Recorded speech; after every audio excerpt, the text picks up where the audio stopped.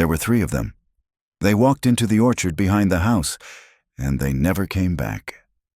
In 1932, 3 cousins vanished during a family birthday party in rural Kentucky. By sunset, the cake had gone cold. By midnight, their parents were in handcuffs. No bodies, no witnesses, no answers. 93 years later, the farmhouse is scheduled for demolition until a construction crew finds something buried beneath the roots of the apple orchard. Something wrapped in oilcloth, with a locket inside. What it contains rewrites everything they thought they knew. Subscribe for more cinematic true crime mysteries. August 7th, 1932. The summer light had a thickness to it that day, as if the air itself were sweating through the sky. Flies circled the cake table while the adults fanned themselves with folded newspapers. Somewhere near the orchard fence, the gramophone crackled out. Happy days are here again. An optimism that felt brittle even then, before the screaming started. The McCreary farm sat on the edge of Mill Creek, a town so small it was a rumor more than a place. The Depression had flattened everyone. Families shared bread, gossip, and sorrow in equal measure. But the McCrearys still had the orchard, 20 acres of apple trees, planted back when times were good. That orchard fed 3 families. It was where the cousins played, and where the whispers would begin. That Sunday was meant to celebrate 12-year-old Ada's birthday. She wore a sky blue dress, hemmed short because the fabric was rationed, and her mother tied her hair with matching ribbons. Her cousins, the twins, June and Ellis, arrived from the neighboring farm just after noon. They carried a wooden box wrapped in a red bandana. No one remembers what was inside. Photographs taken that morning show laughter, lemonade, a family trying to smile through hunger. Then, as the sun hit its highest point, the children were gone. One moment they were running toward the orchard, chasing a stray balloon. The next, nothing. At first, no one panicked. They'd hide among the trees. Someone said they were playing their usual games. By dusk, the joke stopped. By midnight, the sheriff was there, and by dawn, search parties combed the woods. No footprints, no torn fabric, no sound. 3 children had vanished from the same property in daylight, surrounded by family. And when the sheriff's report was filed, it ended with 5 words scrawled in pencil. No rational explanation discovered yet. The McCreary parents were questioned, then separated, then arrested. Rumors spread faster than facts. The orchard was fenced off for evidence. Newspapers called it the vanishing of Mill Creek. People came to stare at the trees, as if the branches might whisper what they'd seen. But the truth never surfaced. Not in 1932. Not in the decades that followed until now. May 12th, 2025. Mill Creek, Kentucky. The first shovel bit into the orchard at 9:04 a.m. By 9:07, the air smelled of rot and iron. Caroline Vance stood by the fence line, arms folded, notebook pressed against her chest.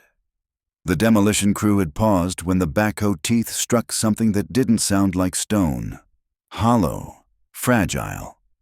One of the men, Toby, his name tag said, kneeled and brushed aside the soil. What he uncovered made him swear under his breath. It wasn't a coffin. It wasn't even a full box, just a weathered plank, wrapped in oilcloth, tied with wire, and beneath it, something white. Not bone white, more like paper. Caroline stepped closer. "Don't touch it," she said. Her voice had the sharpness of habit as she'd been a journalist for 20 years, 15 of those spent walking through other people's unfinished stories. The McCreary disappearance was supposed to be a side piece for a historical feature. Until this, Toby backed off. The crew gathered in a semicircle, their shadows stretching long under the morning sun. The county sheriff arrived 20 minutes later, Sheriff Irene Polk, gray hair pulled tight, mirrored sunglasses hiding her eyes, ducked under the tape and crouched beside the find. "Get forensics," she said, voice low, and someone call the coroner. Caroline took out her camera. Mind if I... Miss Vance, Polk cut her off. This isn't a photo op. I know, Caroline said, already clicking the shutter. It's history. When the oilcloth was peeled back, the smell deepened. A sour mix of damp wood and something older. Inside was a small metal locket, tarnished but intact. The initials engraved on the back, A.M. Ada McCreary. Caroline's breath caught. It's her, she whispered. Sheriff Polk looked at her. You're certain? I've seen the photo. Ada wore a locket like that. Her father ordered it from the Sears catalog in 1931. Polk didn't answer right away. She straightened, scanning the orchard. The same trees, now gnarled and hollow, that had watched 3 children disappear. We'll need to halt the demolition, she said. This whole area's a crime scene now. Caroline nodded. She should have felt triumph. Instead, she felt the slow curl of dread. Because she knew what came next. The excavation, the headlines, the old ghosts clawing their way out of the ground. By noon, the news vans had arrived. Someone leaked the coordinates. Reporters clustered by the fence, microphones pointed like bayonets. 93 years later, the orchard gives up its first secret. Caroline slipped her notebook into her bag and walked toward the old house. It had been boarded up since the 60s, the windows painted over with black tar, but she could still make out the faint outline of a child's handprint near the porch rail. The paint around it had cracked, as if the house itself was shedding its skin. Inside, dust floated like ash. A single chair remained in the kitchen. On the table, someone had carved words into the wood long ago. We didn't mean to. Caroline traced the letters, feeling the grooves with her fingertips. The marks were uneven, desperate. She pulled out her recorder and spoke softly. Found initial carving inside McCreary farmhouse kitchen. Phrase reads, we didn't mean to. Could be pre-war etching or later vandalism. Tone suggests confession. Outside, the sheriff called her name. Caroline stepped back into the sunlight. The coroner was lowering a small evidence bag into a cooler. Inside, the locket glinted faintly. Caroline thought of the old newspaper photograph she'd studied the night before. Ada, June, and Ellis, standing beneath the apple blossoms, smiling, unaware that history would soon erase them. Now, for the first time in nearly a century, one of them had spoken again, through a relic pulled from the dirt. She knew she'd be staying in Mill Creek longer than she'd planned, and she knew the orchard wasn't done talking. May 13th, 2025. Mill Creek, Kentucky. The rain came overnight, soft and steady, turning the orchard into a slick of exposed roots and rain-filled scars. When Caroline arrived the next morning, the demolition site looked like a battlefield. Yellow tape fluttered against the mist. The men had packed up their machines. Nothing moved except the plastic tarps covering the exposed trench. Sheriff Polk stood under a wide black umbrella. Her boots were coated in mud. They worked till midnight, she said when Caroline approached. Stopped when the water filled the hole. We'll pump it out and start again. Did they find anything else? Caroline asked. Polk shook her head. Not yet, but we're only 2 feet down. The county archivist dropped off some old maps. Turns out the McCreary farm sat on top of a decommissioned mine shaft. Could explain a lot of missing ground. Caroline scribbled that down. The mine shaft wasn't new information, not entirely. One of the original 1932 reports mentioned subterranean access, but no one had ever proved the shaft existed. The depression swallowed records as easily as people. Inside the old farmhouse, the air was colder than outside. Rain tapped the roof in irregular rhythms. Caroline set up her recorder on the kitchen counter and began a slow walk through, describing every detail. Interior consistent with early 1930s construction, hand-planed molding, square nail floors, evidence of smoke damage near fireplace. She paused by the hallway door. The smell of damp plaster mixed with something else. Old iron, maybe blood rust baked into the walls. When she lifted her flashlight, she noticed faint streaks running vertically down the wallpaper as if something had once seeped from above. At the end of the hall, the narrow staircase curved upward into shadow. She hesitated. The floorboards groaned under her weight. Dust cascaded like powder from the ceiling. On the landing, a window looked out toward the orchard. Through the warped glass, she could see the trench, the tarp, the workers' coffee thermoses lined along the fence. For a moment, she imagined the scene in reverse. Children running through the grass, the flash of a blue dress, a balloon tangled in branches. The same air, the same earth. Only time had shifted. She opened the door to the first bedroom. The wallpaper had peeled in strips, exposing wooden slats beneath. She aimed the flashlight and froze. Words again. Carved deep this time, crossing over each other like tally marks. We heard her in the dark. Her throat tightened. Her. Singular. Not them. Ada, June, or someone else. She took a photo, steadying her hands. The grooves were old, decades at least, but they hadn't been made with a child's hand. The angles were deliberate, carved by someone with strength, with purpose. Downstairs, the front door creaked open. Miss Vance. Sheriff Polk's voice echoed up the stairwell. Caroline exhaled and turned back. Up here. Polk's footsteps climbed slowly. You shouldn't be inside without clearance. I was documenting surface evidence, Caroline said, lowering the camera. Found something on the wall. Polk leaned in, reading the carving. Her expression didn't change. Get your pictures, then let's go. The soil samples came back. There's calcium consistent with animal bone, but not human yet. Yet, Caroline repeated. Optimistic. Polk gave a dry half-smile. You write for the Courier, right? You'll get your story. Just don't get in my way. When they stepped back outside, the clouds had begun to break. Shafts of light pierced through the orchard, landing on the wet leaves like silver coins. Caroline's recorder was still running in her coat pocket, capturing the ambient hum of the world returning to motion. A pickup pulled into the lane, tires crunching gravel. An older man climbed out, thin, stooped, wearing a wool coat despite the heat. That's Raymond Ellis, Polk murmured. Last surviving relative. He was 9 when they disappeared. Caroline approached him carefully. Mr. Ellis? I'm with the Courier. We're documenting the recovery. His eyes were pale, almost translucent. They said you found Ada. We found her locket, she said. We don't know more yet. He nodded once, as if he'd expected that answer. That locket, he whispered, wasn't hers when she died. Caroline blinked. You mean when she disappeared? He looked past her toward the trees.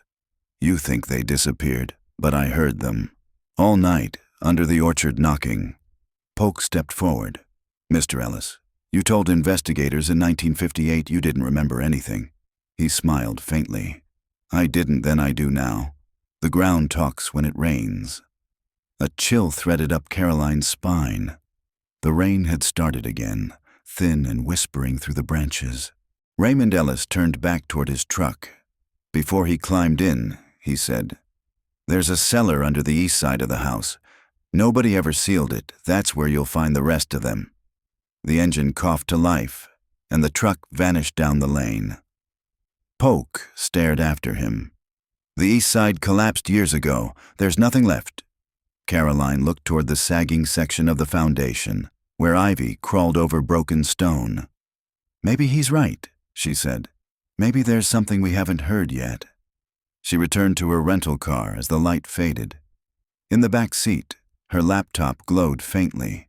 She pulled up the archived police photographs, grainy black and whites of the 1932 search.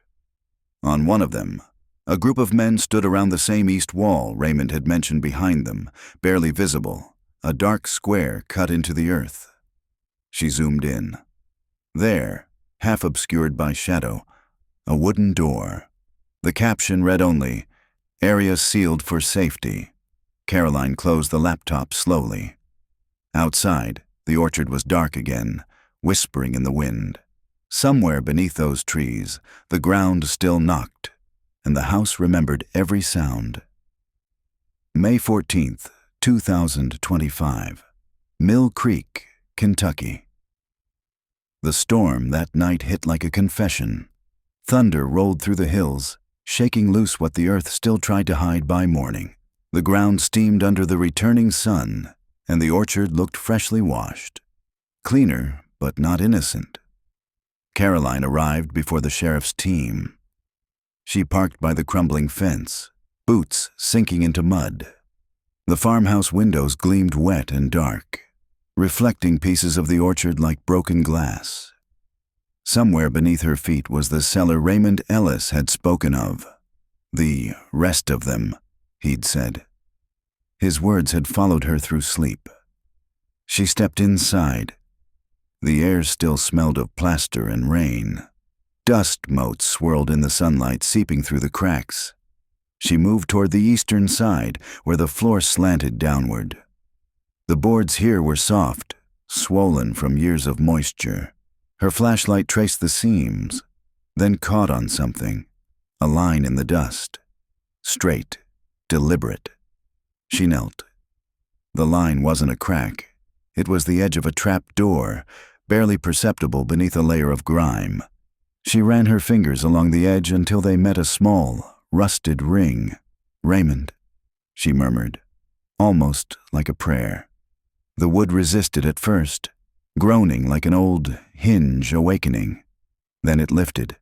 A wave of cold air rose up, thick with the smell of wet stone and something metallic. She aimed her light downward. Stairs, narrow, uneven, swallowed by shadow. "Miss Vance!" Sheriff Polk's voice came from outside, cutting through the stillness. Caroline startled, losing her grip.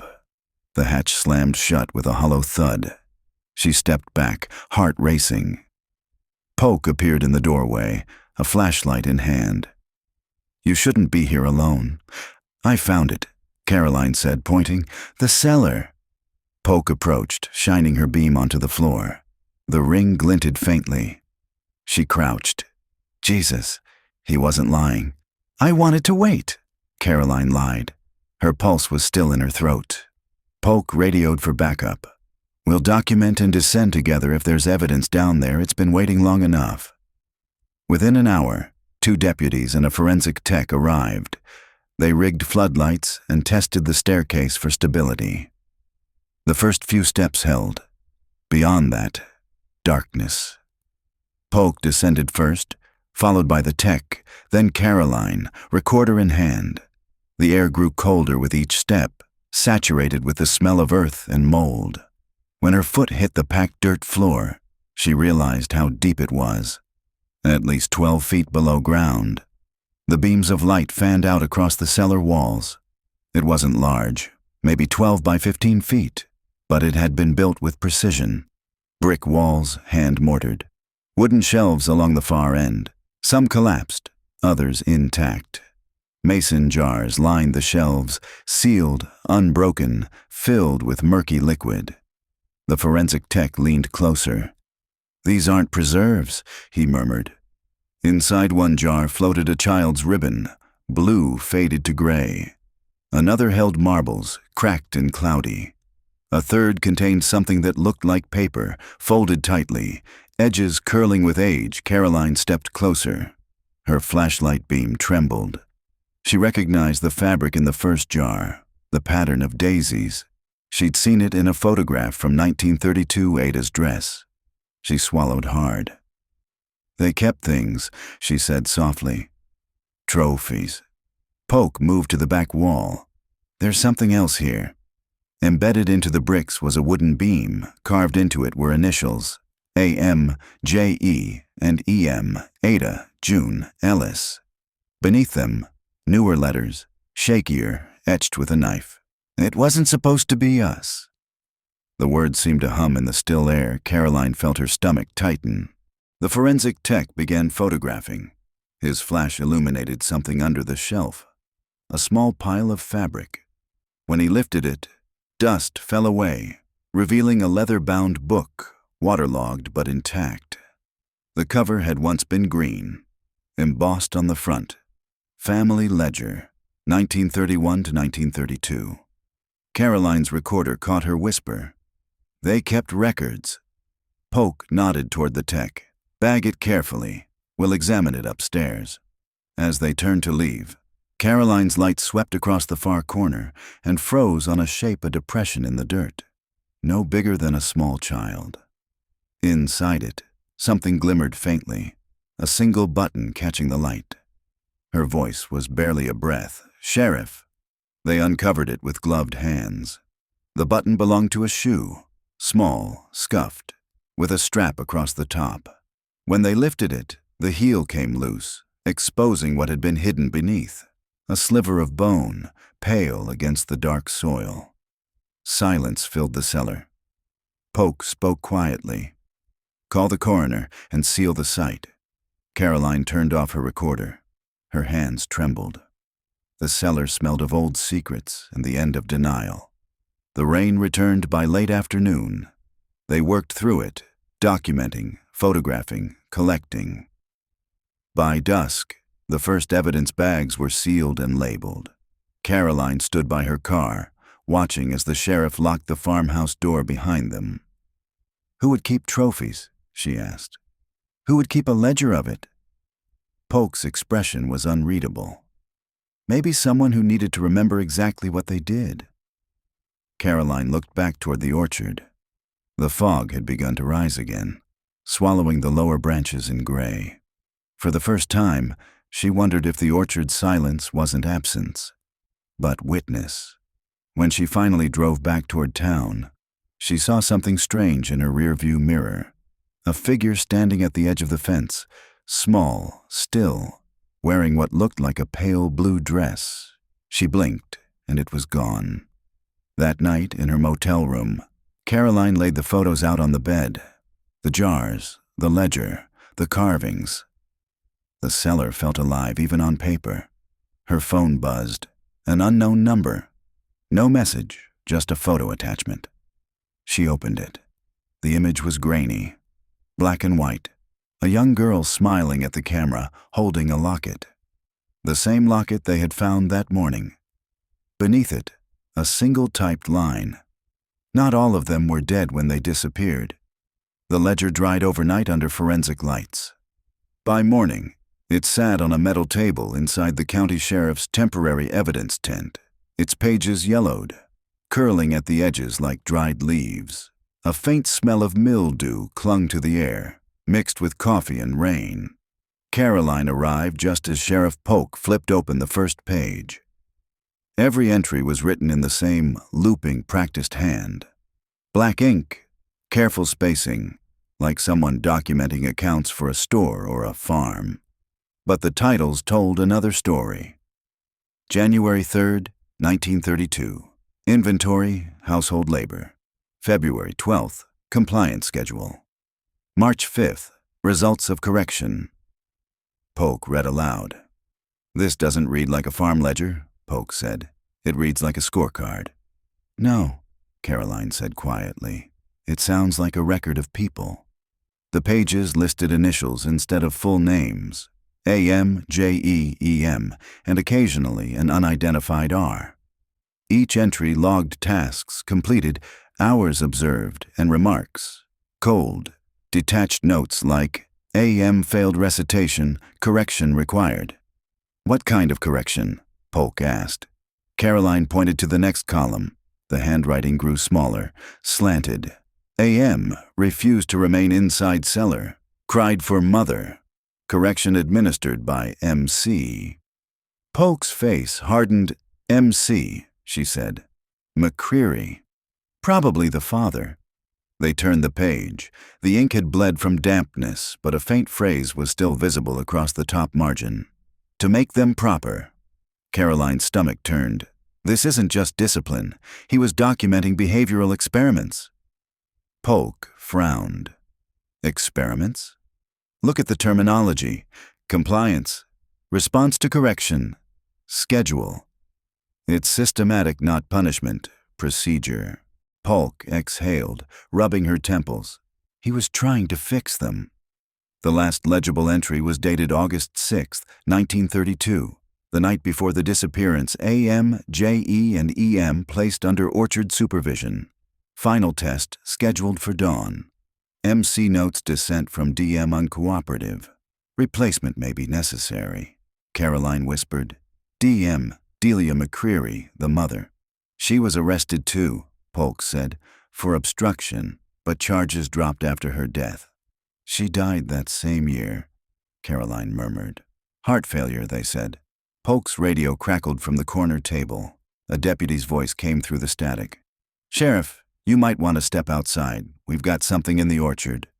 Polk left without a word. Caroline stayed. She couldn't move. The words on the page swam before her eyes, but one phrase anchored her. Final test, scheduled for dawn. What test? She turned back a few pages, looking for patterns. Each entry ended with either obedient, stubborn, or revised. But the last column, written faintly in pencil, had numbers beside the names 1, 2, 3, and beside AM, the number 4 circled 3 times. Caroline ran her finger over it. The 4th, she whispered. The tent flap opened. Wind gusting through Polk's voice carried in. We found another cavity, under the oldest apple tree. Caroline closed the ledger and followed. The orchard shimmered under the returning sun. Mud glistened like oil. The excavation site had shifted 50 yards east, where the ground dipped around the roots of a massive apple tree. Deputies knelt in the soil, brushing away dirt from what looked like a wooden crate no larger than a suitcase.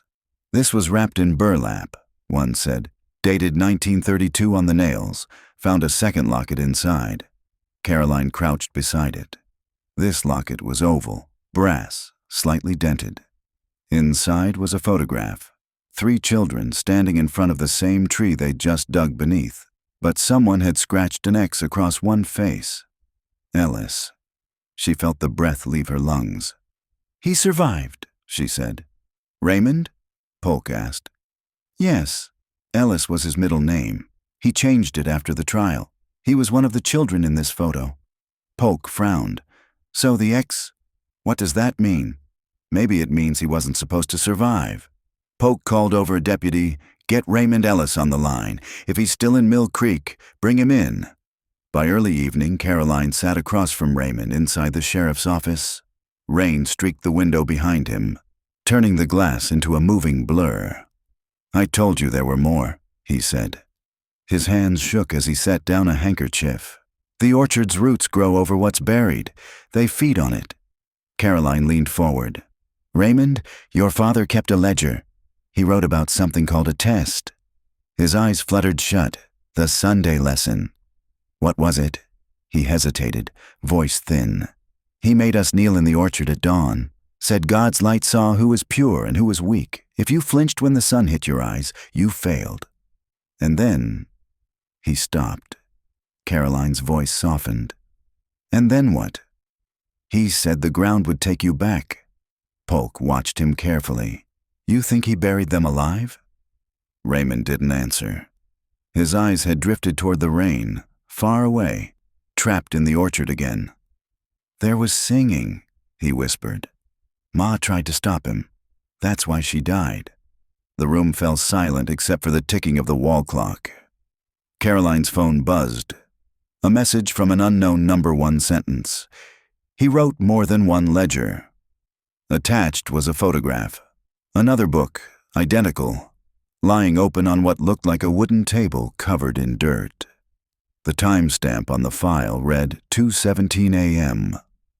Polk saw her expression. What is it? Someone's down there, Caroline said quietly. Someone who already knows what we're going to find next. That night, Caroline couldn't sleep. The motel walls felt thin, the silence too dense.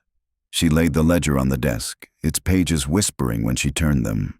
On the inside cover, something caught her eye, a faint indentation beneath the paper, like writing pressed from another page. She held it under the lamp and shaded lightly with a pencil. Letters emerged, jagged and uneven. Not buried, planted. Outside, the wind lifted the curtains. The sound it made was almost like knocking. And somewhere in the orchard, under roots that had grown for nearly a century, something waited for light. May 16th, Mill Creek, Kentucky. By dawn, the fog rolled thick through the valley, a gray milk that swallowed the orchard whole. Caroline hadn't slept more than an hour. The pencil rubbing, not buried, planted, still hovered in her mind like a riddle. She left the motel before sunrise, camera bag slung over her shoulder, thermos of burnt coffee in hand. The road to the McCreary property was empty, except for mist curling across the gravel. Sheriff Polk was already there, standing beside a county truck. Her breath smoked in the chill. "Morning," she said. "You're early. I couldn't wait." Polk lifted a tarp from a pile of boards stacked near the shed. "We're shoring up the east wall. Soil's collapsing faster than expected." Caroline nodded toward the smaller outbuilding at the edge of the property, the orchard caretaker's shed. "That's still locked?" Polk followed her gaze. "Wasn't even on the blueprints. County bought the property after the arrests, turned it into storage. Nobody's been inside since the 50s. The padlock hung rusted but intact. Caroline ran a thumb across it. "The message I got last night. The photo looked like this table." Polk arched a brow. "You're saying whoever sent it's been inside?" Caroline didn't answer. The lock crumbled after one hit from the bolt cutters. The door sighed open. Inside smelled of engine oil and damp cedar. Dust sheeted everything: the bench, the tool rack, the cracked window. But beneath the smell of rot was another scent, faint and metallic, like dried ink. Caroline swept her flashlight along the bench. On the far end sat a wooden crate, its lid half pried. Inside, neatly stacked, were bundles of paper tied with twine. She tugged one free. The cover was the same green leather as the first ledger. "Second volume," she whispered. Polk called for evidence bags. "We process it properly." But curiosity won first. Caroline eased the book open just enough to glimpse the first page. The handwriting was the same, but the tone had changed. September 12th, 1932. Continuation of orchard record. Phase 2 begins without DM. Her resistance noted. New subjects pending. Caroline's mouth went dry. Phase 2, Caroline read. Like the first 3 children were a trial run. Polk leaned over her shoulder. He kept going after the disappearances. Caroline turned another page. Several entries had been slashed through in red pencil. The final note read, October 1st. Roots accepted the offering. The ground hums again. She closed the ledger slowly. He believed the orchard was alive. Or guilty, Polk said.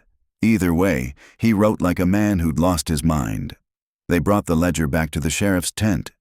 Forensics began photographing, scanning, tagging. Caroline stood aside, watching the pages projected onto a monitor. Each entry was stranger than the last.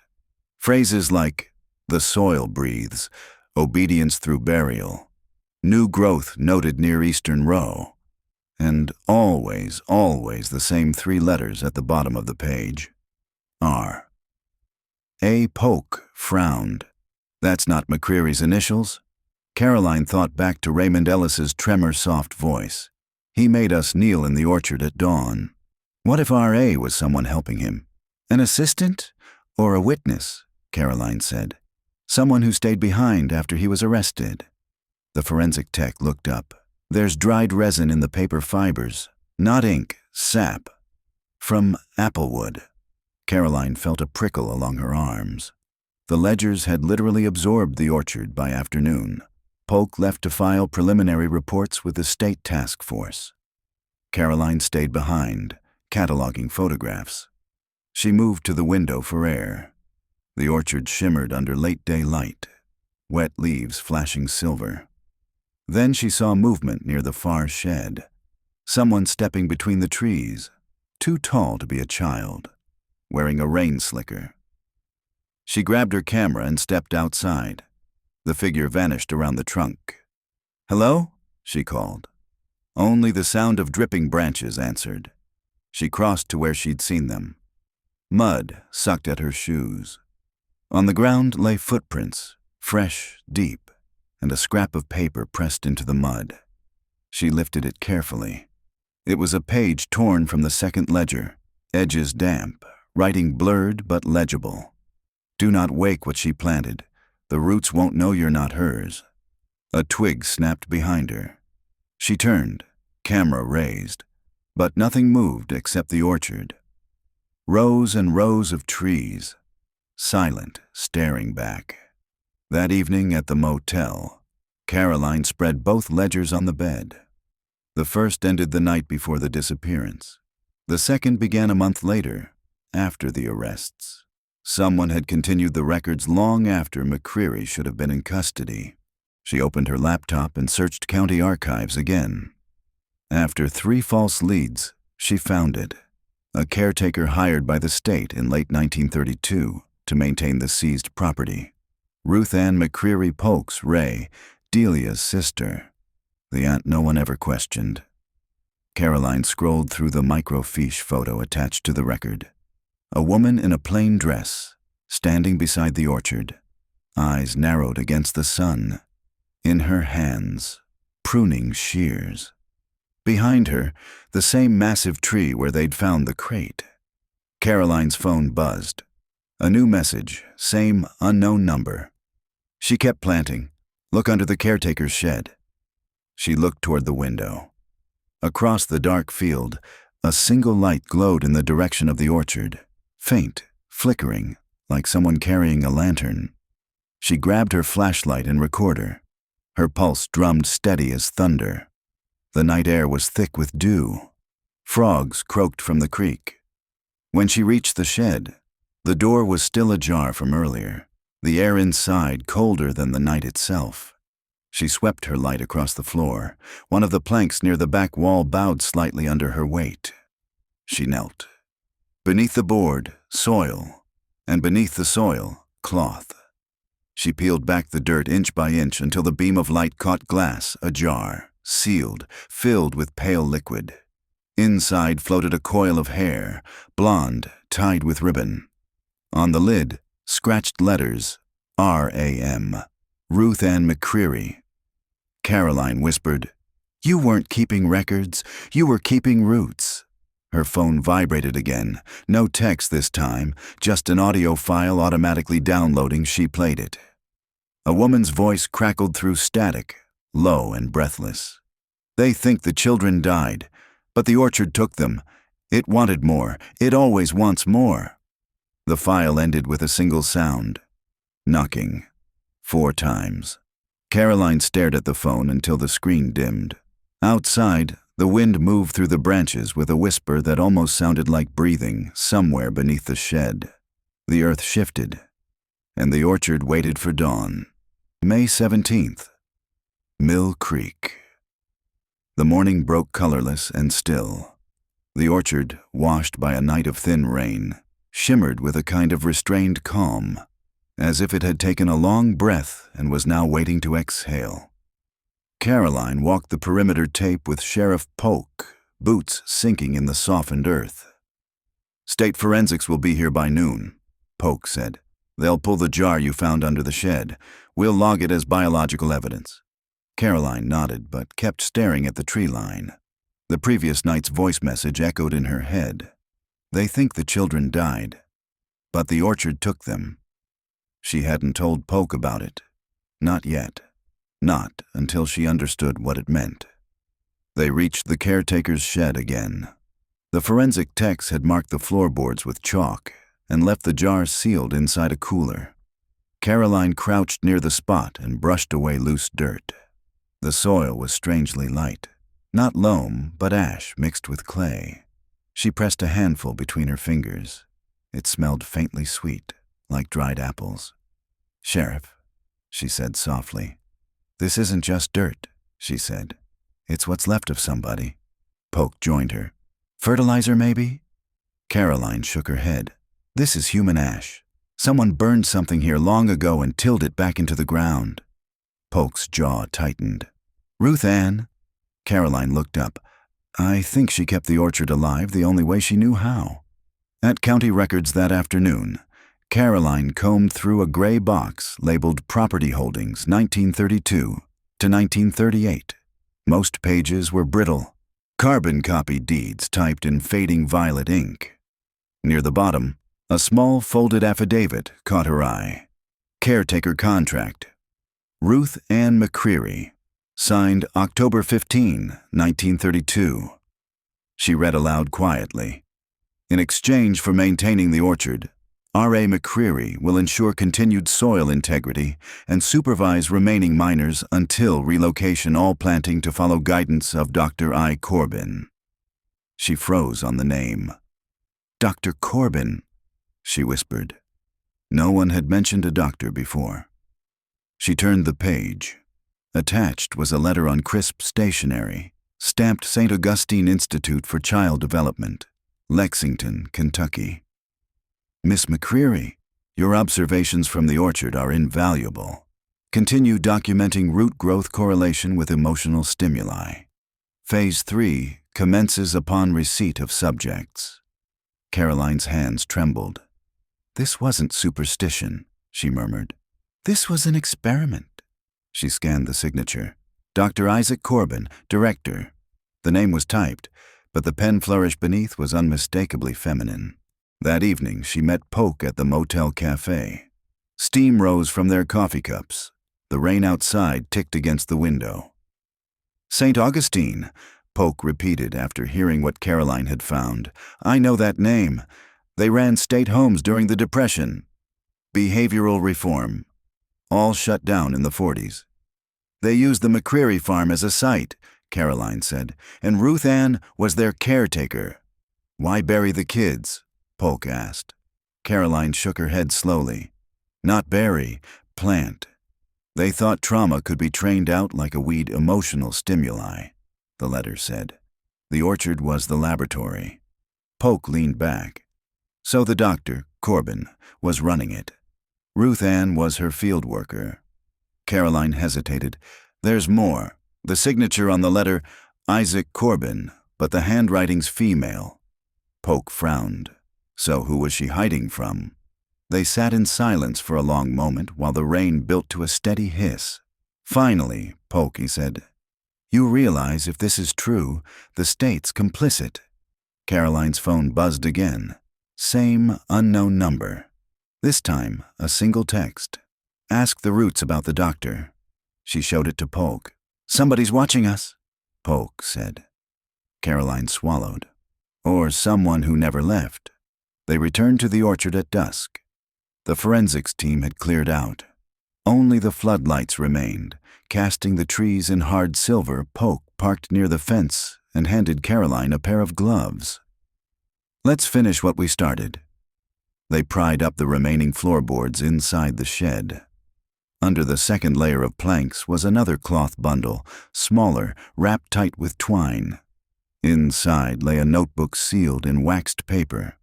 Unlike the ledgers, this one was delicate, pages covered in looping fluid handwriting. The first line, Ruth Ann McCreary, personal record, 1933. Polk exhaled. You found her diary? Caroline turned to the first full entry. The doctor says the soil sings when it's fed properly. She says obedience grows best when tended by guilt. I do what she asks because the children's voices never stopped. They tap when it rains. Another page. The Roots moved again last night. I saw a face beneath the apple tree. I think it was Ada. The doctor said not to speak her name. Names make them restless. Caroline's throat tightened. The handwriting grew more erratic further in. Lines slanted upward, ink blotted. She comes every month from Lexington. Brings jars and little knives. Says we're close to understanding how memory grows. She calls it the bloom. Polk whispered. My God. The final entry was dated October 4th, 1933.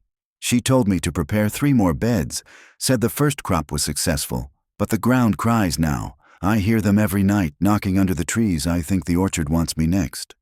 Caroline closed the diary, fingers shaking. She didn't last much longer. Records say Ruth Ann disappeared in 34. Polk nodded grimly. Guess the orchard took its caretaker. They sealed the diary in evidence bags. Outside, wind rattled the branches, heavy with unpicked fruit. The air smelled faintly of smoke and something else, the copper tang of sap. As they locked the shed, a low creak rippled through the orchard. One of the oldest trees tilted ever so slightly, roots exposed just enough to show what lay tangled among them. A strip of cloth, the color of a faded nurse's uniform. Caroline's flashlight caught the faint outline of embroidered letters on the hem. I see, she whispered. Isaac Corbin. Polk stared. So the doctor's still here? Maybe not alive, Caroline said, but she never left. That night, back in her motel, Caroline listened again to the old voice recording, the one found on her phone. Through the static, she heard a second voice layered faintly beneath the first. She slowed the playback, adjusted the pitch. 2 voices, one pleading, one calm, instructing. Obedience through memory, the calm voice said. Every root remembers its fruit. The second voice sobbed. Please, I'm still here. Caroline pressed a stop. The silence after was unbearable. She looked out the window. Across the dark field, the floodlights were off now. Only the orchard glowed faintly under the moon. For a moment, she thought she saw movement again. Something shifting under the soil, slow, circular, like breath. The ground hummed, and the orchard remembered everything.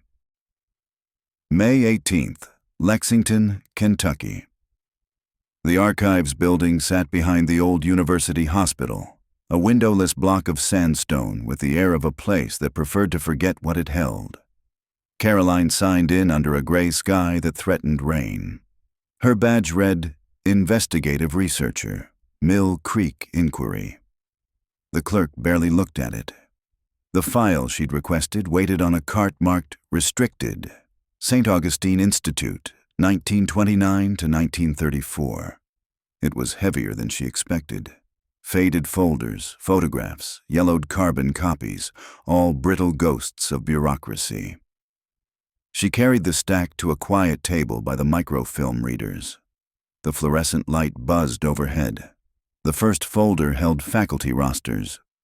There it was, Dr. Isaac Corbin, Director of Behavioral Development. A passport photo paperclipped to the page showed a woman in her 30s, hair pulled tight, eyes dark and steady. Below her printed title, someone had scrawled in pencil, Isa Corbin, do not correspond. Caroline's stomach tightened. Isa, not Isaac. She flipped the page. The next document was a letterhead memo dated March 1932. To Field Director R.A. McCreary. Phase 1 of orchard study proceeding under satisfactory conditions. Subject response promising. Continue planting schedule as outlined in Chart B. Ensure emotional triggers remain consistent. Remember, growth requires loss. The signature matched the one from the caretaker's file. Caroline exhaled slowly. She hid behind a man's name to run her program. By noon, she'd read through half the box. The deeper she went, the darker it became. A series of progress reports detailed something called the Bloom sequence, a method of conditioning children through sensory deprivation and isolation to cultivate obedience. Each phase used symbols drawn from nature: water, root, fruit, light. But the 5th phase, labeled root integration, was redacted almost entirely. Only one phrase remained visible through the black ink. Subject 4 demonstrated permanent assimilation with substrate. Caroline stared at the words until they blurred permanent assimilation. Not death, not burial. A word people use when they don't want to say consumed. Her recorder clicked on. May 18th, 2:41 p.m., she whispered. Dr. Isa Corbin used the McCreary orchard to test a theory that memory and obedience could be transferred into the natural environment through ritualized trauma. The children weren't just victims. They were, she hesitated, unable to finish. Something moved in the quiet behind her. A chair creaked, then silence again. Caroline turned.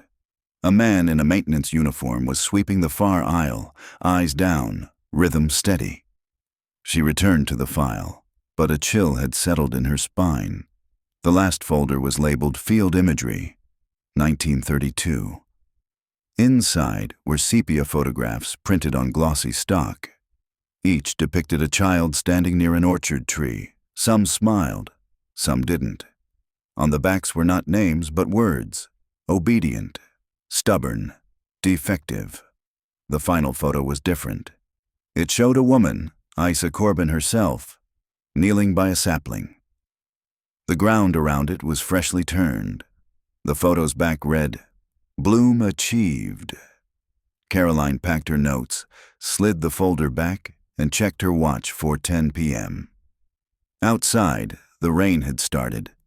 A cold, insistent drizzle that made the city shine like mercury. She called Sheriff Polk as she walked to her car. She wasn't just a doctor, Caroline said. She was the architect of what happened to them. Polk's voice crackled through the static. Architect of what? Whatever the McCrearys called obedience. She named it the bloom. Polk exhaled. You sound like you're saying it's still happening. Caroline looked across the parking lot. A figure in a yellow rain slicker stood by the far exit sign, unmoving. The same shape she'd seen in the orchard days earlier. Sheriff, she said quietly, I think someone's making sure it doesn't stop. That night, Caroline returned to Mill Creek. The storm had followed her south, washing the road in silver ribbons. When she reached the orchard, the power was out. The sheriff's floodlights dark. Only the moon glowed through the clouds, turning the trees into a skeletal congregation. She parked, grabbed her flashlight, and crossed to the shed. The air smelled sharp, ozone and something faintly sweet. Near the base of the first apple tree, soil had been disturbed again. Someone had been digging.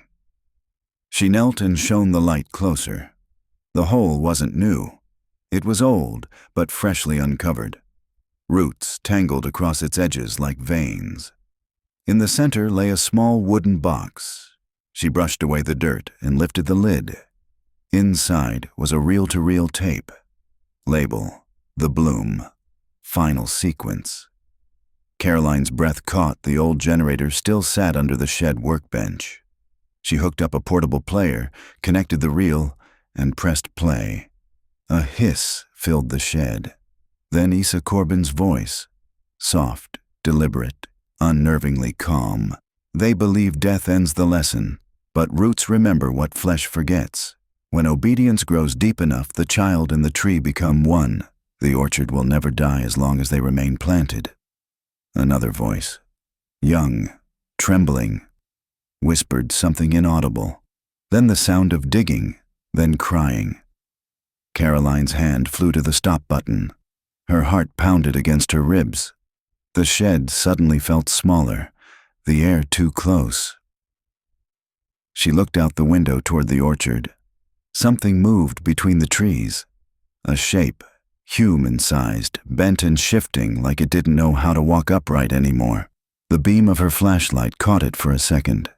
A pale face, eyes open, mouth full of soil. Then it was gone. She stumbled outside, scanning the rows, but the orchard had fallen silent again. Only rain dripping through leaves, only the wind. Caroline backed toward the car, adrenaline still sharp. The words from the recording spinning in her head. Roots remember what flesh forgets. Behind her, somewhere deep among the trees, came a sound, slow, wet. The unmistakable creak of wood bending under weight, followed by a whisper, almost a voice carried by the wind. The bloom has begun again. At dawn, Sheriff Polk arrived to find Caroline sitting on the porch steps of the farmhouse, soaked and shaking. She clutched the reel in her lap. "It's her," Caroline said hoarsely. "Corbin, her voice. She called it the bloom." Polk crouched beside her. "We'll send it to the lab." Caroline's eyes were glassy. "She didn't stop in 33. She planted herself here. The roots, they feed on memory." Polk frowned. "You're saying she, what, became part of it?" Caroline looked up, rain dripping from her hair. "Look around you. Every tree that's still alive is from her generation. She's been feeding this place for 90 years. Behind them, the orchard swayed in the morning wind, leaves trembling like 1,000 tiny hands. The bloom wasn't over. It was blooming again. May 19th. Mill Creek, Kentucky. The orchard was cordoned off by dawn. Yellow tape rippled between the trees like a warning whispered to the wind Sheriff Polk had called in the State Archaeological Forensics Unit.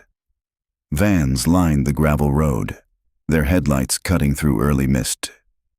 Caroline stood beside the largest tree, the one locals called the mother tree, its trunk twisted upward like a rope of petrified muscle.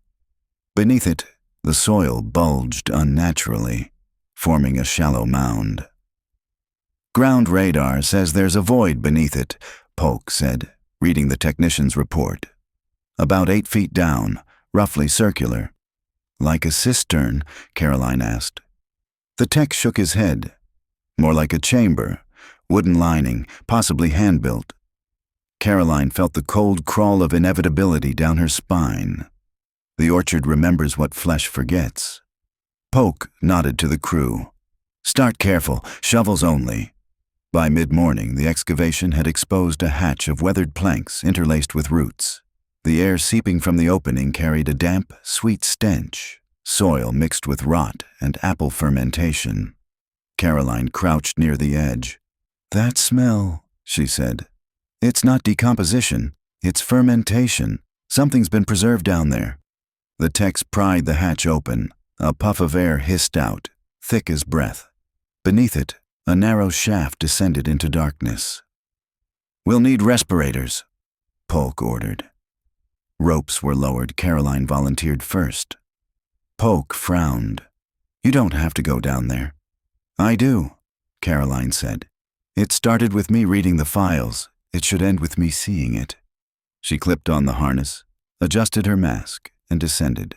The shaft walls were lined with wood and clay, smoothed like a cellar but reinforced by something else.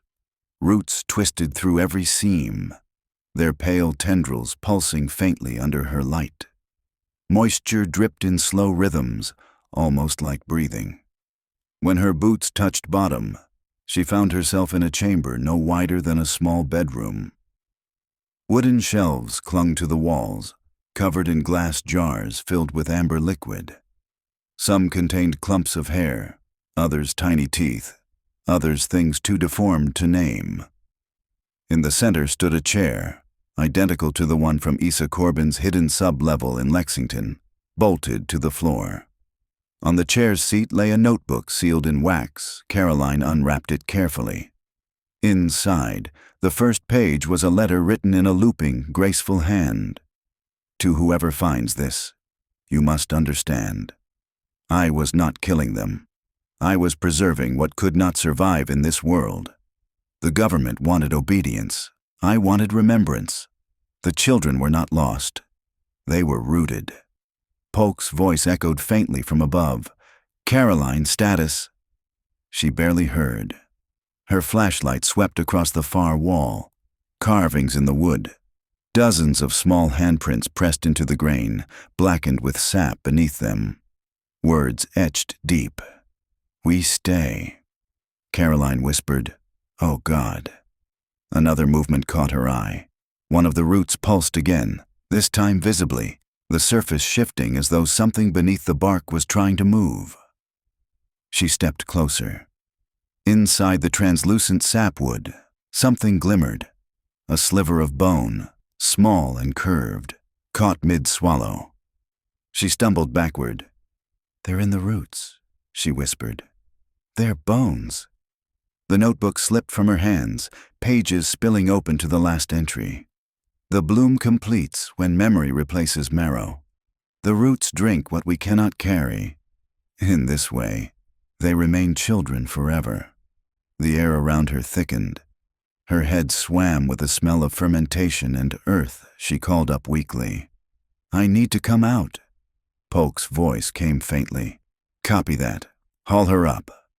The harness tightened. The chamber fell away beneath her boots. As she rose, the beam of her flashlight caught one final shape carved into the wall. A butterfly, split in half. Back above ground, Caroline ripped off her respirator and gulped air. Her skin was gray, streaked with dirt and sweat. "What was it?" Polk asked. "Everything," Caroline said hoarsely. "The jars, the chair, the writings. She used the children's remains as graphs. Fed the orchard with them." Polk rubbed her forehead. "That's not science. That's desecration." "She believed it was science," Caroline said. "She thought memory could grow. She wanted them to live through the roots." The techs began bagging evidence, lowering cameras. Caroline sat on a fallen trunk, trembling. She looked out at the orchard, each tree still and heavy with unharvested fruit. "What if she was right?" Caroline said softly. Polk turned to her. "Right about what?" "About memory," Caroline said. "About roots remembering. We've been pulling bones from this ground for weeks, and every time we dig, the orchard gets stronger, healthier. The leaves have doubled since Monday." Polk's expression hardened. "You think the trees are feeding off it?" "I think they're responding to being remembered." A gust of wind rippled through the branches. For a moment, the sound resembled children laughing, faint, overlapping, distant. Both women froze. Then it was gone. That night, Caroline couldn't drive away. She parked beside the orchard and sat in silence. The moon hung low, casting silver veins across the trees. She replayed the real recording through her headphones again. Issa Corbin's voice filled her ears. "Roots remember what flesh forgets. The bloom must be tended. If neglected, the orchard hungers." Caroline whispered, "You're dead." Then, faintly through the static, another voice answered. The same soft child's voice she'd heard in the earlier recordings. "We're not." The audio player sputtered and died. The orchard fell utterly still. She stepped out of the car, flashlight in hand. A low hum drifted from the soil, rhythmic, pulsing. When she knelt, she realized it wasn't coming from the ground. It was beneath it. The hum grew into vibration. The roots nearest the excavation began to twitch, small movements like muscle spasms. The earth itself seemed to breathe. Caroline whispered into her recorder. "May 19th, 11:04 p.m. The orchard is responding. I think the roots are alive." Something cracked behind her, a branch splitting under weight. She turned her flashlight.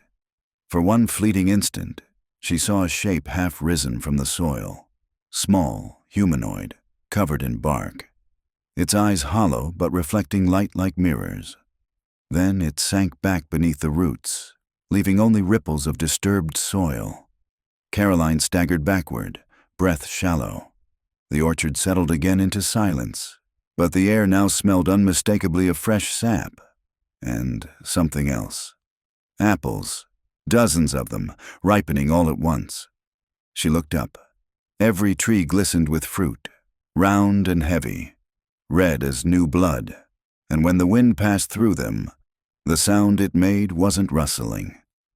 It was whispering. May 20th, Mill Creek, Kentucky. By morning, the orchard was no longer silent. It creaked. Branches rubbed against each other like restless limbs.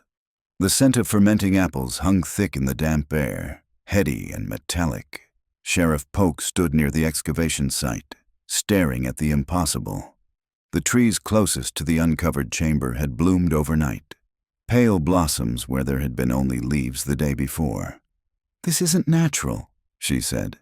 Caroline, pale from exhaustion, adjusted her recorder. It's reactive. Issa Corbin's writings talked about memory through root networks. I think the orchard is waking up. Polk's deputy crossed himself. Ma'am, that's not a thing. Trees don't wake up. Caroline said nothing, her gaze fixed on the mother tree, its bark pulsing faintly, almost imperceptibly, like a heartbeat under skin. The state forensics team had arrived before dawn. Their scanners hummed over the soil, sending sonar waves into the roots. The readout returned fractured, unreadable images, like static interference, the technician said. Signal won't penetrate deeper than 6 feet. It's like something's absorbing the scan. Polk frowned. Absorbing? The tech nodded. It's not bouncing back. It's being taken in. By noon, a storm gathered. The sky dimmed to slate. The crew set up a tent for the dig, but the wind howled so hard the canvas snapped like a living thing. Caroline huddled with Polk under the farmhouse eave, watching the orchard sway. They're connected underground, Caroline said. A mycorrhizal network, roots exchanging nutrients, even signals. What if memory really does move through it? Corbin may have used that to preserve the children's minds. Polk shook her head. That's not preservation, that's entrapment. Rain began to fall, soaking the ground. It hissed against the apple blossoms, turning them translucent. Then, all at once, the wind died. Caroline stepped forward. Do you hear that? Polk listened. The orchard had gone perfectly still. Even the rain seemed muted. Then, knock, knock, knock. The sound rose from below the soil, rhythmic, deliberate, echoing from tree to tree like a code. Polk drew her gun instinctively. That's coming from under us, Caroline whispered. They're knocking again. The ground near the mother tree heaved slightly, just enough to send ripples through the wet earth. A root broke the surface, pale and slick like bone. The technician shouted from across the site. Ma'am, the scanner's reading movement. How much? Polk called. He stared at the monitor, wide-eyed. All of it. The entire orchard's moving. They retreated to the farmhouse while the storm swelled. The windows rattled. Rain slammed the roof like fists. Caroline sat by the old parlor window, staring out at the shifting trees. Their branches bowed and twisted toward one another. Forming dark arches against the lightning, Polk paced behind her. We've got to quarantine the site. Nobody comes within a mile until we get geologists out here. Caroline didn't answer. She was reading again from the wax-sealed notebook she'd taken from the underground chamber. The pages glistened faintly, as if they'd absorbed moisture. Or something else. Listen to this, she said softly. The orchard will hunger when the bloodlines fade. The roots require kin to continue the bloom. Polk frowned. Kin. Caroline turned the book toward her. The McCreary bloodline. Every generation. That's why the trees survive when nothing else grows here. Polk sank into the chair opposite her. You're saying it wants descendants? Caroline nodded slowly. It feeds on them. On their memory. Thunder cracked outside. The lights flickered. The orchard flashed white in the lightning, then dark again. But in that split instant, Caroline saw something impossible. Figures standing among the trees, dozens of them, pale as bark, small as children. When the next flash came, they were gone. She whispered, "They're waiting for someone to remember them." By nightfall, the rain stopped. A humid fog rolled through the orchard, turning it silver under moonlight. Polk insisted on keeping watch. Caroline refused to leave. They sat on the farmhouse steps with thermoses of coffee, listening to the slow dripping of water from branches. Polk broke the silence. You know, when I was a kid, my grandmother used to tell stories about this place, said the apples had souls. I always thought she was just being poetic. Maybe she wasn't, Caroline said. From somewhere deep in the orchard came a low groan. Wood grinding against wood. Then the sound of fruit dropping, dozens at once. thudding softly into the mud. Caroline rose and walked toward the trees. Polk followed, hand on her flashlight. The fallen apples glistened in the moonlight. Caroline knelt and picked one up. It was warm. When she turned it over, her breath caught. Embedded faintly beneath the translucent skin was the impression of a small face, eyes closed, lips parted, peaceful. She dropped it. Dear God. Another apple rolled toward her boot. This one was split open, revealing not seeds, but tiny teeth, perfectly formed. Polk gagged. We're leaving, now. But before they could move, a sound rose through the orchard, an endless, shivering whisper. Not words exactly, but the rhythm of voices trying to form them. Caroline clutched her recorder. May 20th, 11:59 p.m. The orchard is speaking. The ground beneath the mother tree began to buckle, soil collapsing inward like a sinkhole. Roots writhed from the opening, twisting together until they formed the outline of a human figure, tall, slender, feminine. Caroline whispered, Isa. The shape leaned forward, its voice emerging like breath through leaves. The bloom must never die. Polk fired a warning shot. The figure shattered into bark and dust, scattering across the roots. The orchard screamed, a long, tearing moan of wind through every branch. Apples burst open like blisters, spilling red pulp into the mud. Caroline fell to her knees, covering her ears. It's remembering too fast, she shouted. Then, just as suddenly, the sound stopped. The trees went still again. Rain began to fall, gentle this time, washing the pulp into the soil. Polk reached down to help her up. You all right? Caroline nodded weakly, soaked in sweat and rain. It's hungry, she whispered. We woke it, and now it wants more. At dawn, the orchard looked serene again. Sunlight cut through the mist. The apples hung heavy and red. Perfect. Nothing in sight hinted at the nightmare of the night before. Except one thing.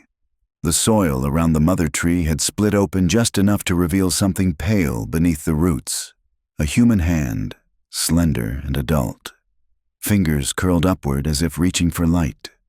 Polk swallowed hard. That's not a child. Caroline's voice was barely audible. It's her, Isa Corbin. She turned off her recorder, trembling. She fed the orchard with herself. Behind them, the wind rose again, carrying the faintest whisper through the leaves. Roots remember. May 21st. Mill Creek, Kentucky. The air held its breath. Morning light slanted through thinning mist as the forensic crew gathered around the mother tree. Dew beaded on the leaves like sweat. Caroline stood behind Sheriff Polk, camera hanging loose at her side. Neither woman spoke. The pale fingers visible beneath the roots had stiffened overnight, their skin tight as parchment, nails pearly and clean. Too clean. Polk nodded to the technician. Start slow, no saws. The crew began to cut around the exposed section, careful to preserve the roots that curled over the arm like veins over bone. The smell that rose wasn't rot. It was sweet, vegetal, like sap and iron blended together. Preservation, Caroline murmured. It's embalmed in the tree. Polk shot her a glance. You think the orchard did that? Caroline didn't answer. She watched as the crew uncovered more. A forearm, then a shoulder, then part of a torso wrapped in fibers that looked more like bark than cloth. When the head finally came free, the breath went out of the clearing. The face was unmistakably female. Familiar from grainy photographs, now rendered in sap and skin, her features were delicate. Skin stretched tight but intact. Wisps of silver hair clung to her scalp.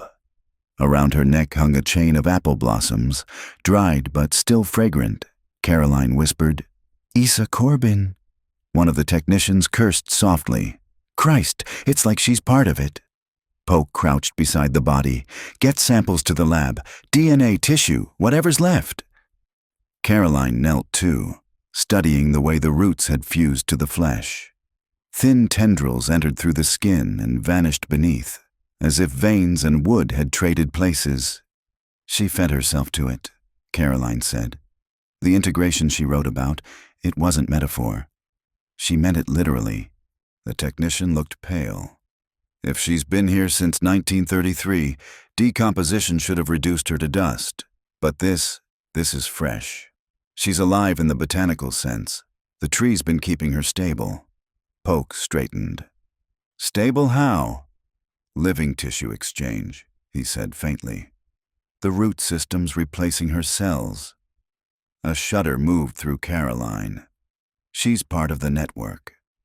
They transferred the remains to the coroner's van by noon, sealed inside a climate-controlled capsule. But as the van pulled away, one of the younger deputies pointed back at the hole. "Sheriff, the roots, they're moving again." Polk turned. The roots left behind had already begun to knit themselves back together, closing the cavity like a wound. Within minutes, the opening was gone. Only smooth soil remained. Polk whispered, "It's protecting itself." Caroline said, "No, it's grieving." That evening, Caroline joined Polk at the county morgue. The coroner, Dr. Ames, met them at the door. "You might want to see this," he said grimly. Under bright light, Isa Corbin's body looked both human and not. Her skin shimmered faintly, a pattern of fine green veins tracing her arms. The scent of apple blossoms hung faintly in the sterile room. Ames pointed with gloved fingers. Her blood has been replaced by a sap-like fluid, high in sugars and enzymes, internal organs, partially converted to plant matter. There's chlorophyll in her tissue. Caroline stared. She turned herself into the orchard. Ames nodded. "It's the strangest preservation I've ever seen." He stepped aside, revealing the right hand. The fingers were curled tightly around something. He pried them open carefully. A small seed fell into the tray. Smooth, dark, pulsing faintly with heat, Caroline's breath caught. She left a new seed. Polk leaned close. "Bag it. I don't want it anywhere near the orchard." But before Ames could move, the seed rolled off the tray and hit the floor with a soft click. It split cleanly in half, and a thin green shoot emerged, curling toward the light. Caroline stumbled back. "It's germinating," Polk barked. "Contain it, now!" Ames dropped a steel lid over the sprout beneath it. The tiny stem twitched once, then went still. The air smelled briefly of apples and smoke. Outside, the rain returned, steady and cold. Caroline leaned against the wall beside the exit, shaking. "It's not over," she said. "She left a way to start again." Polk's voice was quiet. "We'll destroy the seed." "You can't," Caroline said. "If it's linked to the others, burning it might—" "Cause what?" Polk demanded. Caroline hesitated. "Make the orchard scream." Polk looked away. "Tomorrow we burn it all anyway." Back at the motel, Caroline sat on the bed surrounded by evidence photos. Isa Corbin's face stared up from the prints, serene, unblinking. The pattern of roots on her skin mirrored the layout of the orchard. She realized, with a jolt, that each major tree aligned perfectly with the placement of the missing children's names in the original ledger. 4 primary trees. 4 subjects. She whispered, "Ada, June, Ellis, and Isa." Her phone buzzed again. No number, just another message. "You found her, now find yourself." Attached was a photo. Caroline standing at the edge of the orchard that very morning. The angle was from inside the trees. She froze. Someone, or something, had been watching her. Then, before she could react, the motel lights flickered, and the room filled with the sharp, sweet reek of apples ripening too fast. A soft knock, knock, knock echoed from the walls. Caroline whispered, "No." The sound came again, louder, from the door this time. She rose slowly, recorder in hand. "Who's there?" Silence. She opened the door. The hallway was empty, except for a single apple lying on the carpet, pale green, freshly picked. Her initials, CV, were carved into its skin. She dropped it instantly. The apple rolled once, split open. Inside, a seed pulsed faintly. Alive, Caroline whispered into the recorder, voice shaking. May 21st, 11:57 p.m. The orchard knows my name. At dawn, Sheriff Polk's radio crackled with static. A deputy's voice came through, panicked. "Sheriff, you'd better get back here. The orchard. There's new growth everywhere. Dozens of saplings, none of them where we planted." Polk's hand tightened around the radio. "What kind of saplings?" The voice answered, trembling. "Human-shaped." Polk closed her eyes. The orchard had begun to bloom again. And this time, it had remembered everyone. May 22nd. Mill Creek Orchard, Kentucky. The orchard was already burning when Caroline and Sheriff Polk arrived. Not with flame, but with light. Thin columns rising from the roots. A phosphorescent glow pulsing through the soil, like veins of molten gold. Smoke curled low over the hills. The rain had stopped before dawn, leaving the ground slick and steaming. Polk stepped out of her truck and pulled the fireproof jacket tight across her shoulders. Behind her, a line of volunteer firefighters waited for the order. She looked at Caroline. "Last chance to stop this." Caroline shook her head. "If we wait any longer, it spreads. Then we burn it to the ground." They moved together toward the perimeter. Gasoline drums lined the fence. The crew had already cut trenches around the roots of the 4 main trees. Each trench glimmered faintly with seepage, not oil, but sap. Sweet, amber, almost luminous Caroline crouched beside one, pressing a gloved hand to the earth. It was warm. Beneath her palm, something thudded once, like a slow heartbeat. "She's still down there," Caroline whispered. Polk didn't answer. She struck the flare. Flame raced through the trench with a roar, circling the orchard's edge, devouring the underbrush. The sound was a rush of wind and cracking wood, until it wasn't. The fire began to hum. A low tone, deep and harmonic, rolled through the air. The trunks shimmered, their bark splitting in long seams. From each rupture, steam poured out, carrying a smell of fruit and iron. "Jesus," a firefighter murmured, "it's singing." The sound built into a single droning note, high and mournful, as if the trees themselves were calling for something. Then the wind shifted, and the flames leapt inward. The orchard didn't just burn, it fought back. Branches twisted, lowering themselves like arms. Leaves flashed in bursts of green fire. The blaze reversed course, sucking oxygen inward. The flames coiled up the trunks and blossomed into shapes. Faces, eyes, open mouths gasping through the smoke. Caroline staggered backward, covering her mouth. "It's showing us them." Through the veil of flame, silhouettes formed. 3 small figures holding hands beneath a canopy of light. Ada, June, Ellis, the vanished cousins. Their outlines glowed for an instant before melting into the smoke. "They're in the trees," Caroline said. "All of them?" Polk raised the radio to her mouth. "Pull back! Everyone clear the line!" But before she could finish, the nearest trunk split open with a wet crack. Something fell out, not a branch, but a body. Charred, delicate, curled like a child in sleep. Then another, and another. The orchard was exhaling its dead. "Get the coroner out here," Polk gasped. "Now!" Caroline moved forward despite the heat. The bodies weren't decomposed. They were preserved, skin ashen but intact, each clutching a small object, a seed, a ribbon, a scrap of fabric. They looked peaceful, almost chosen. "This is what she meant," Caroline whispered. "She was saving them." A crack split the sky. Lightning struck the far hill, igniting a new patch of forest. The fire jumped the line. The orchard howled. Caroline grabbed Polk's arm. We have to stop the resonance, the hum. It's feeding on itself. How? Caroline looked toward the coroner's van. Inside a sealed container lay the seed found in Isa Corbin's hand. That's the source. It's still alive. She sprinted for the van. Polk swore and followed.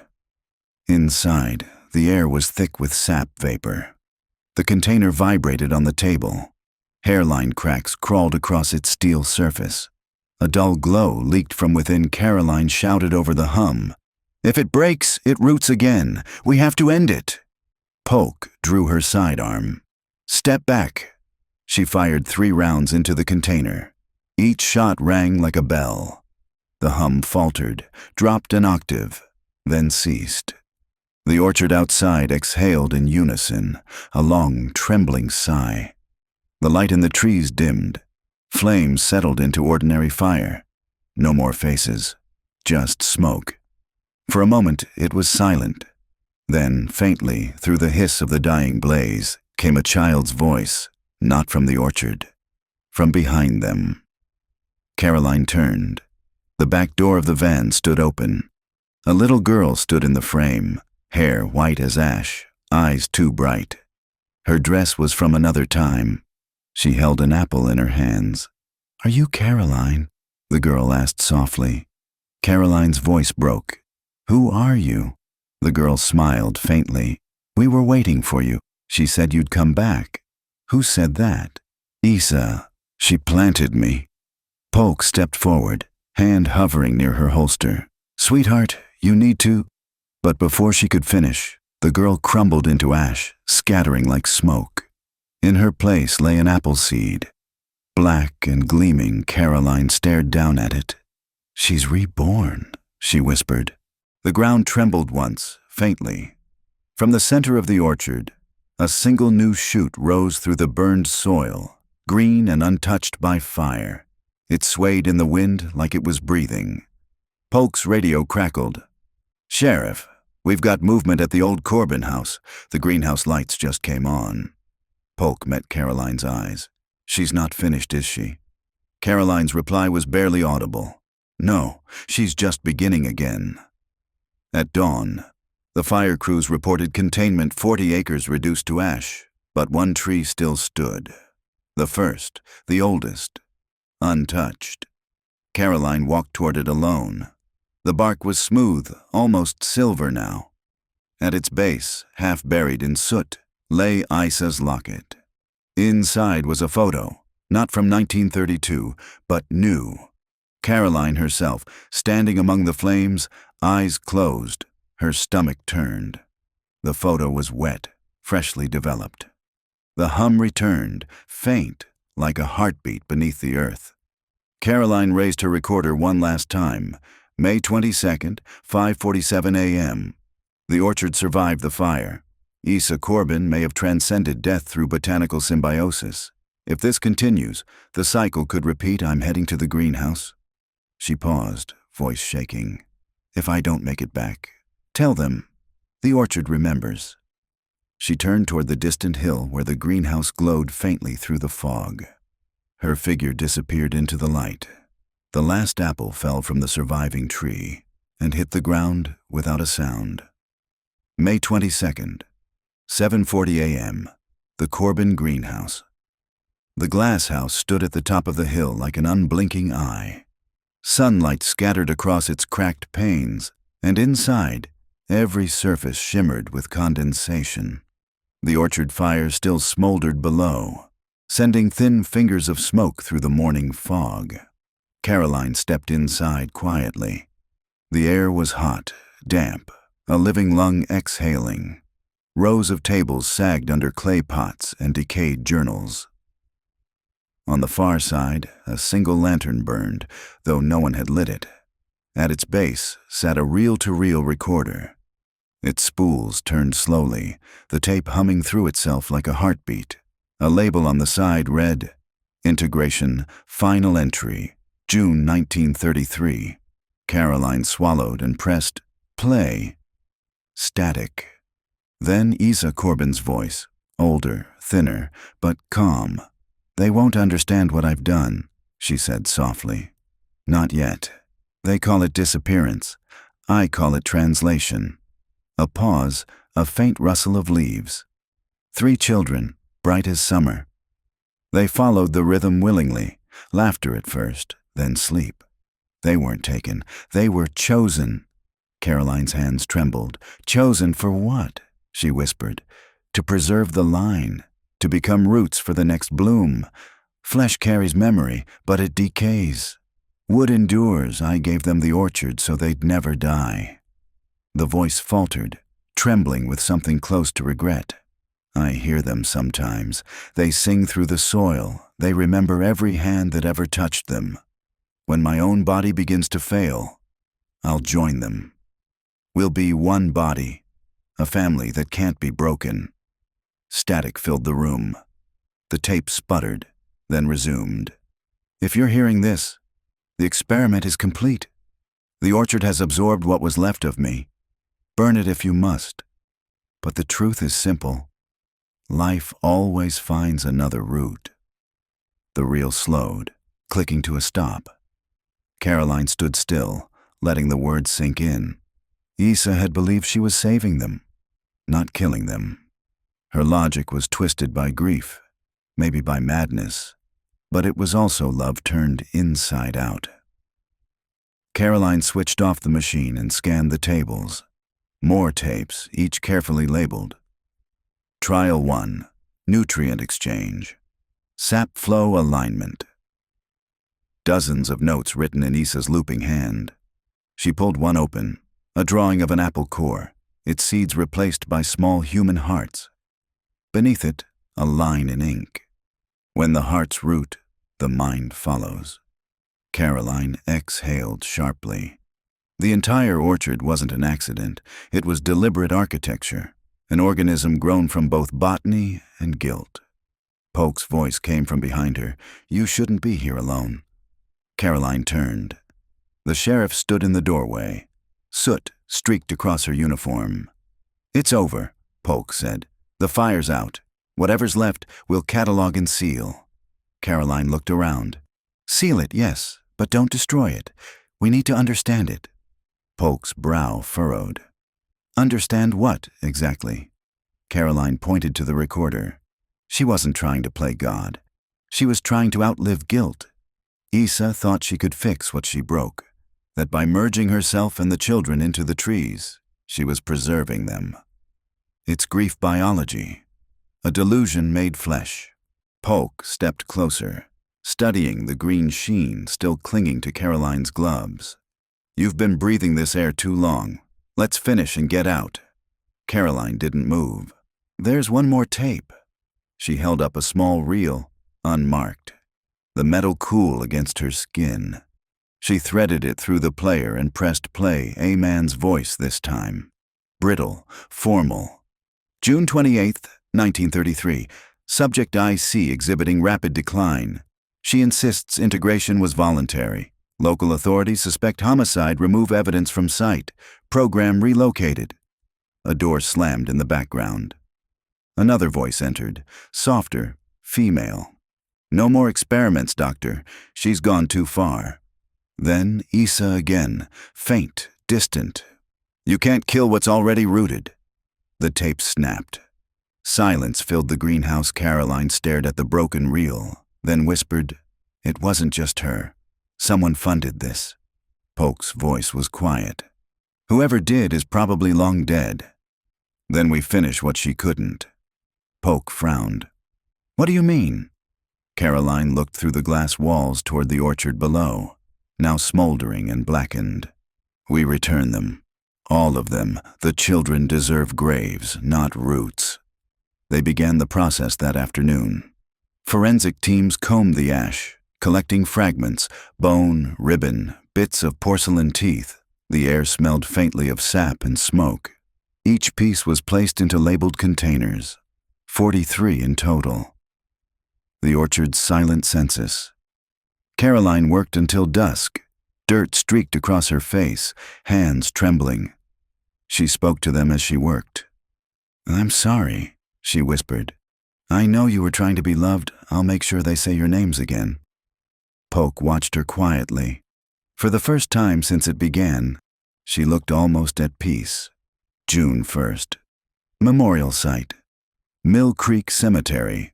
Under a gray sky, 43 markers stood in a gentle curve beneath the ridge. Each stone carried only a first name, carved in simple letters. At the center, a larger stone read, "The Bloom Children, 1932 to 1933. They were planted in silence. They return in memory." Caroline stood among them, recorder in hand. The air was still. No hum, no scent of apples. Polk approached, holding out a folded note. "Came for you this morning. No return address." Caroline unfolded it. A single line written in delicate, spidery script. "You finished the garden." No signature, only a pressed apple blossom inside, brown and dry. She slipped it into her coat pocket and whispered, "Yes, Isa, it's finished." Polk said quietly, "What happens now?" Caroline turned toward the ridge. "We let them rest, and we remember what obsession looks like when it forgets love." The wind rose, carrying the faint scent of blossoms. Just air. Nothing more. Caroline smiled faintly. For the first time in weeks, she believed the silence was real. She turned off the recorder. The red light blinked out. The investigation was over.